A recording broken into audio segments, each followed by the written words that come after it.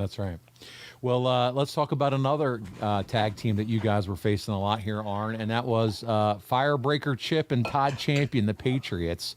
You defeated them in the semifinals of the tag team tournament, but you weren't done there with these guys.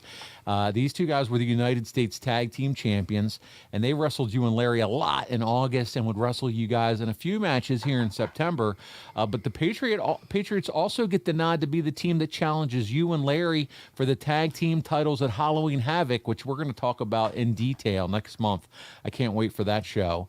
But we've seen multiple matches with the Enforcers and the Patriots over the past several weeks, and now they're going to wrestle you and Larry for the World Tag Team titles. I want to ask you, Arn, here, why were Champion and Firebreaker Chip the guys picked to be kind of your headliner challenges right now around this time, especially Halloween Havoc too? Because they had the look that the company was looking for, young, jacked up athletes, handsome guys. They were trying to build young talent. We got to remember at this point, WCW was a startup business.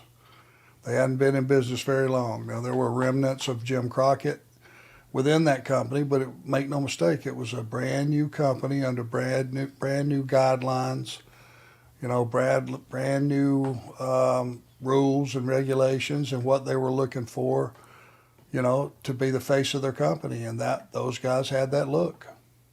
And Arn, is it fair to say at this point in your career you were good with whatever the booking decisions were? If it was going to be Champion and Firebreaker Chip that were going to be your main foes as the tag team champions here at this time, you and Larry are good with it. We'll do whatever you want, and if that's the team, so be it. Or where you have the thought, man, hey, what about the Pistols or another team or what have you? What was your outlook at this point? Once I got enough experience to know who and what I wanted to be in the business and what I wanted my calling card to be, I wanted to be not the world champion, not the WCW champion, not necessarily. I'd love to have been the highest paid guy on the crew, but that wasn't going to happen, and I was fine with that because you accept it. Doesn't matter what other guys make. It just matters that you can live off of what you make and be happy with it. My goal was to any team or any match that they wanted to book me in, doesn't matter how much experience the guy had, how much experience the team had, how good they were, how good their body was. When it was all said and done, I had given you an entertaining match. And with anybody on the card, write my name down beside anybody, I'll give you your money's worth. It may be not great, but it won't be a stinker. I'll make sure of that.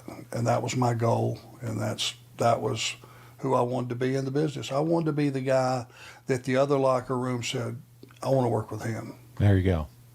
And you were going to act and carry yourself like a professional the entire time, and what was expected of you, you were going to deliver, and deliver then some. You know what I mean? And I love your mindset.